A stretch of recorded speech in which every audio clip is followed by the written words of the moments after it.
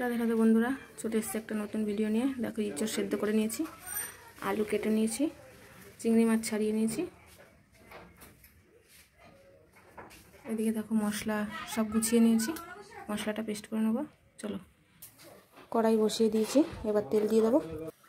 আমার তেল গরম হয়ে গেছে, আমি এর মধ্যে তেজপাতা দিয়ে দেবো। দিয়ে দেবো জিরে,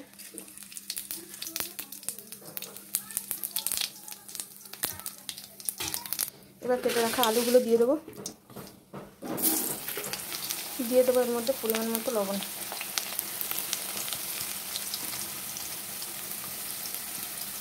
এবার দিয়ে দেবো হলুদ।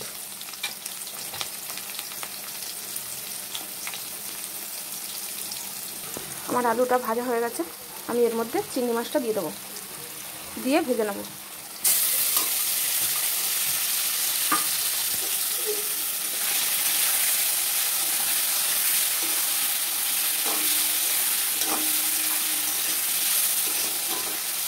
আমার চিংড়ি মাছ আলু ভাজা হয়ে গেছে, এবার আমি লঙ্কার গুঁড়ো দিয়ে দেবো।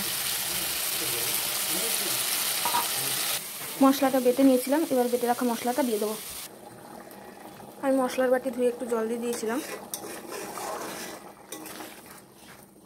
এটাকে কষতে দেবো। এর মধ্যে দিয়ে দেবো একটু জিরের গুঁড়ো।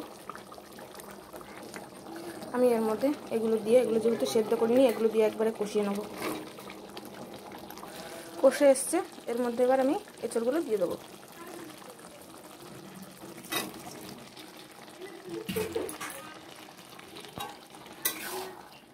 দিয়ে কষিয়ে নেবো সুন্দর করে।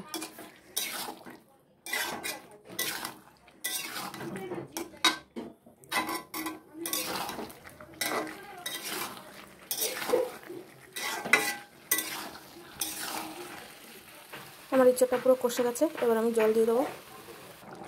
দেখো, আমার চিংড়ি দিয়ে ইঁচড়ের তরকারিটা হয়ে গেছে। আমি এর মধ্যে গরম মশলা দিয়ে দেবো। এই যে গরম মশলা দিয়ে দিলাম।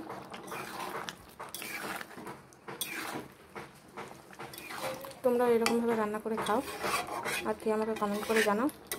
যারা ফেসবুকে দেখছো তারা আমার চ্যানেলটিকে ফলো করবে, আর যারা ইউটিউবে দেখছো তাদের আমার চ্যানেলটিকে সাবস্ক্রাইব করার অনুরোধ রইল। আর কে কোথা থেকে ভিডিওটা দেখছো আমাকে কমেন্ট করে অবশ্যই জানাবে। রাধে রাধে বন্ধুরা, দেখা হচ্ছে নেক্সট ভিডিওতে।